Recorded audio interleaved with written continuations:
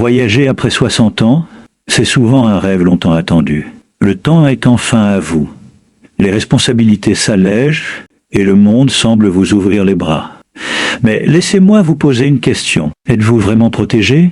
Beaucoup de seniors pensent que souscrire une assurance voyage suffit. Un contrat signé, une prime payée, et l'esprit tranquille. Pourtant, derrière certaines promesses rassurantes se cachent des lignes minuscules, des mots techniques, des conditions que l'on ne lit jamais. Et parfois, c'est au moment le plus vulnérable, à l'hôpital d'un pays étranger, face à une urgence imprévue, que la vérité apparaît. Un refus, une clause oubliée, une exclusion silencieuse. Après 60 ans, le risque ne vient pas seulement du voyage, il vient de ce que l'on croit savoir. Ce que je vais partager avec vous aujourd'hui n'est pas là pour créer la peur, mais pour éveiller la conscience. Parce qu'un voyage réussi ne commence pas à l'aéroport, il commence dans la clarté, dans la compréhension, dans la vigilance. Il existe 7 clauses que la plupart des seniors ignorent, 7 détails discrets capables de transformer un simple imprévu en véritable épreuve financière et émotionnelle. La question est simple, allez-vous continuer à voyager dans l'illusion ou choisir de voyager en pleine lucidité? Prenez un instant, respirez, et demandons-nous ensemble, sommes-nous réellement préparés ou simplement rassurés? Après 60 ans, beaucoup de voyageurs pensent être protégés dès l'instant où ils signent un contrat d'assurance voyage. Pourtant, ce que l'on appelle les clauses cachées ne sont pas toujours illégales ni visibles comme des pièges évidents. Elles sont simplement dissimulées dans un langage complexe, technique, parfois volontairement flou. Ces clauses imitent la couverture sans que l'assuré en soit pleinement conscient. Elles ne sautent pas aux yeux. Elles se glissent entre des termes comme conditions particulières, limitations spécifiques, plafond ajusté selon l'âge ou restrictions médicales. Et c'est précisément là que commence le danger. Après 60 ans, les compagnies d'assurance considèrent le risque différemment. L'âge devient un facteur déterminant dans le calcul de la protection réelle. Par exemple, une police peut promettre une couverture médicale élevée, mais réduire discrètement le montant maximal pour certaines interventions fréquentes chez les seniors. Une autre peut inclure une assistance hospitalière, mais exclure certaines complications liées à l'âge, sous prétexte qu'elles sont statistiquement plus probables. Le contrat semble complet, rassurant, solide. Pourtant, dans les détails, des limitations apparaissent. Un plafond quotidien pour l'hospitalisation, une durée maximale de prise en charge plus courte, ou l'obligation de contacter l'assureur avant toute admission aux urgences sous peine de refus de remboursement. Ces éléments ne sont pas toujours expliqués clairement lors de la souscription. Ils figurent dans les pages que l'on parcourt rapidement, confiant que tout est standard. Or, après 60 ans, rien n'est vraiment standard. Certaines clauses imposent aussi des franchises plus élevées, ce qui signifie que la première partie des frais reste à la charge du voyageur. D'autres réduisent la couverture dans certaines régions du monde considérées comme coûteuses sur le plan médical. Parfois, l'assurance affiche un montant global impressionnant, mais applique des sous-limites spécifiques pour les examens, les transports médicaux ou le rapatriement. Ainsi, ce qui semble être une protection totale devient en réalité une protection partielle. Le problème n'est pas seulement financier, il est psychologique. On voyage en pensant être en sécurité, on se sent couvert, protégé, prêt à affronter l'imprévu. Mais si une clause limite l'intervention au moment critique, la confiance s'effondre. Et dans un pays étranger, loin de ses repères, cette prise de conscience peut être profondément déstabilisante. Comprendre ces clauses cachées, ce n'est pas devenir méfiant envers tout, c'est devenir lucide. Cela signifie lire attentivement les conditions générales, poser des questions précises sur les limites d'âge, vérifier les plafonds réels par type de soins et demander des exemples concrets de situations couvertes ou non. Il est essentiel de savoir si certaines garanties diminuent automatiquement après un certain âge ou si des conditions supplémentaires s'appliquent sans être mises en avant dans la publicité. Après 60 ans, l'assurance voyage ne doit pas être choisie à la légère ni sur la base d'un prix attractif. Elle doit être analysée avec calme, attention et clarté, car derrière chaque mot juridique peut se cacher une restriction qui ne devient visible que lorsque l'on en a le plus besoin. Après 60 ans, La question des maladies préexistantes devient l'un des points les plus sensibles dans un contrat d'assurance voyage. Et pourtant c'est aussi l'un des aspects les plus mal compris. Une maladie préexistante ne signifie pas forcément une pathologie grave pour un humain. Il peut s'agir d'une hypertension contrôlée, d'un diabète stabilisé, d'un ancien problème cardiaque, d'une intervention chirurgicale passée ou même d'un traitement régulier que l'on suit depuis des années. Pour la personne concernée, ces conditions font partie de la vie quotidienne. Elles sont gérées, surveillées, parfois presque oubliées. Mais pour l'assureur, elles représentent un facteur de risque mesurable. Et c'est là que se crée un décalage silencieux entre ce que le senior considère comme stable et ce que l'assurance considère comme potentiellement exclu. Beaucoup de contrats contiennent des formulations précises indiquant que toute complication liée directement ou indirectement à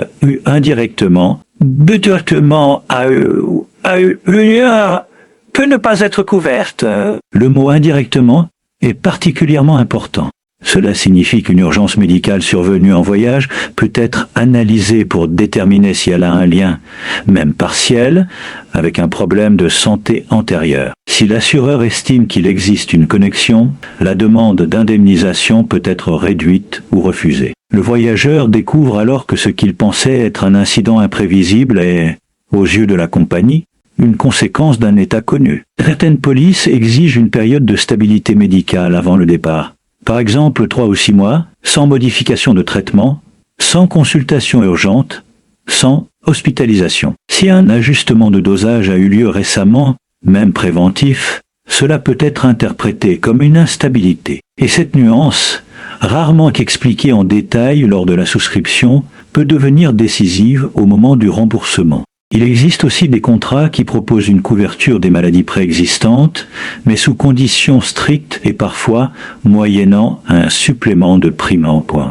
Or, beaucoup de seniors choisissent l'option standard sans vérifier si leur situation personnelle est réellement incluse. Ils partent confiants, persuadés que leur état maîtrisé ne posera aucun problème. Pourtant, en cas d'hospitalisation à l'étranger, les médecins doivent transmettre un rapport médical. Ce document peut mentionner des antécédents, des traitements en cours, des facteurs de risque. L'assureur analyse ces informations avec précision.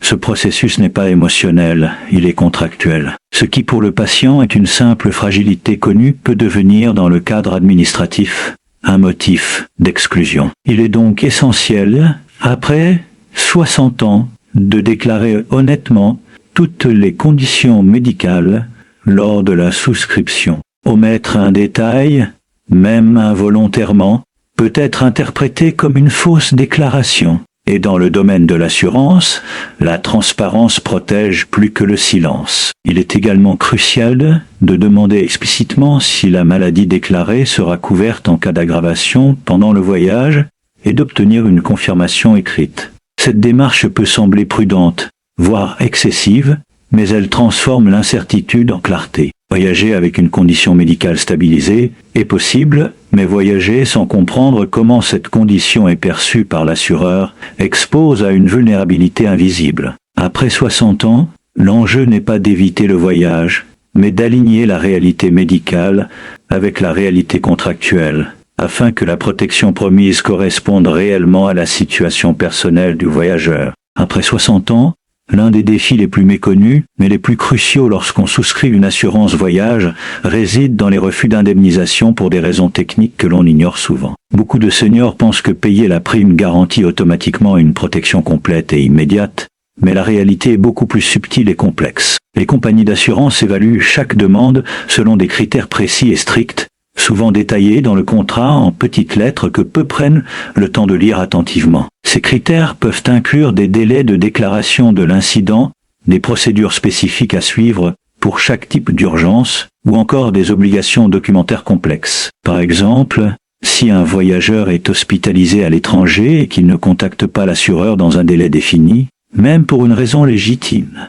la demande de remboursement peut être refusée. De même, certaines polices exigent que tous les documents médicaux, factures, prescriptions et rapports soient fournis exactement selon le format demandé, et toute erreur ou omission, même, peut être utilisée comme motif de refus. Il ne s'agit pas seulement de bureaucratie, mais d'une réalité contractuelle à laquelle peu de voyageurs prêtent attention avant le départ. Les seniors peuvent se retrouver face à des situations où, après avoir subi un événement imprévu ou une urgence médicale, ils découvrent que le remboursement est partiel ou inexistant. Non pas à cause d'une fraude ou d'une négligence médicale, mais simplement parce que certaines formalités n'ont pas été respectées. Ces refus techniques sont souvent liés à des clauses précises sur le moment et la manière de déclarer un incident, sur le type de soins couverts ou sur les fournisseurs médicaux agréés. Il est également fréquent que les assurances incluent des restrictions sur les types de traitements considérés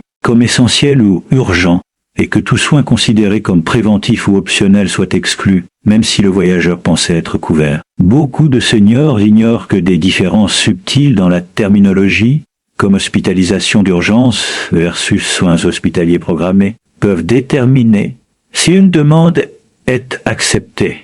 Les refus peuvent également intervenir si le voyageur n'a pas suivi certaines recommandations de sécurité ou d'orientation médicale fournies par l'assurance, telles que contacter le service d'assistance avant tout déplacement vers un établissement hospitalier ou obtenir une autorisation préalable pour des interventions spécifiques.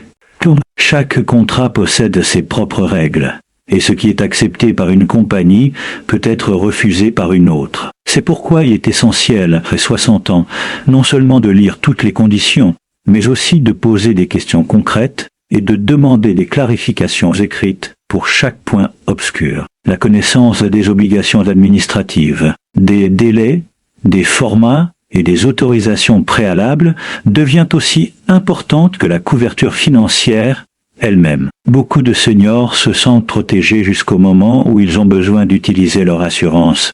Et c'est là que la différence entre perception et réalité se révèle de manière brutale. Comprendre ces refus techniques, ce n'est pas chercher à compliquer le voyage, mais à s'assurer que chaque étape est anticipée, que chaque formalité est respectée, et que la protection promise est réellement accessible au moment où elle est indispensable. Dans ce contexte, la prudence et la vigilance deviennent les meilleurs alliés pour éviter une frustration ou un stress inutile, car après 60 ans, voyager avec sérénité implique de maîtriser autant les aspects médicaux que les subtilités administratives de l'assurance, afin que chaque imprévu soit réellement couvert et non transformé en une épreuve évitable. Après 60 ans, voyager à l'étranger implique de prêter une attention particulière au plafond de remboursement que proposent les assurances voyage, car ce qui semble être une couverture généreuse sur le papier peut s'avérer insuffisant au moment critique.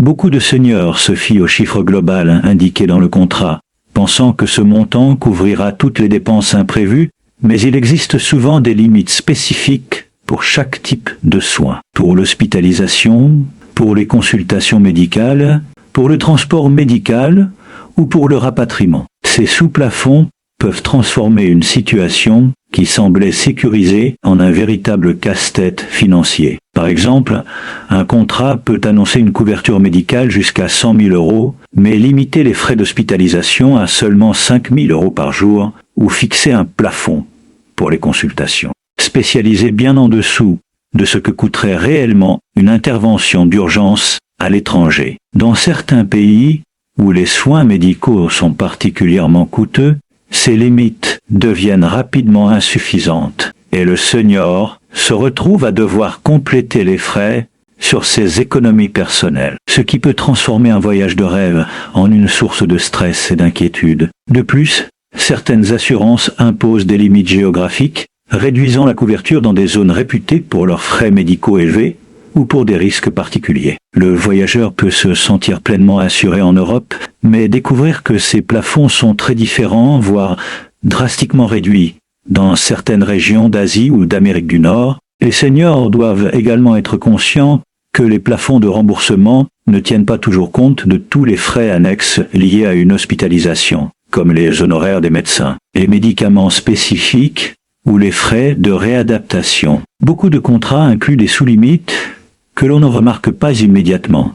Et ces détails peuvent faire toute la différence lorsqu'une urgence survient. Une autre subtilité concerne le rapatriement ou l'évacuation médicale. Même si le contrat prévoit ce service, il peut exister un plafond qui ne couvre qu'une partie du coût réel du transport vers le pays d'origine. Surtout si une assistance spécialisée est nécessaire pour un senior ayant des conditions médicales préexistantes. Méconnaissance de ces limites expose non seulement à des pertes financières, mais aussi à un stress émotionnel important, car le voyageur se retrouve à gérer une situation critique loin de ses proches, sans la couverture complète qu'il croyait avoir.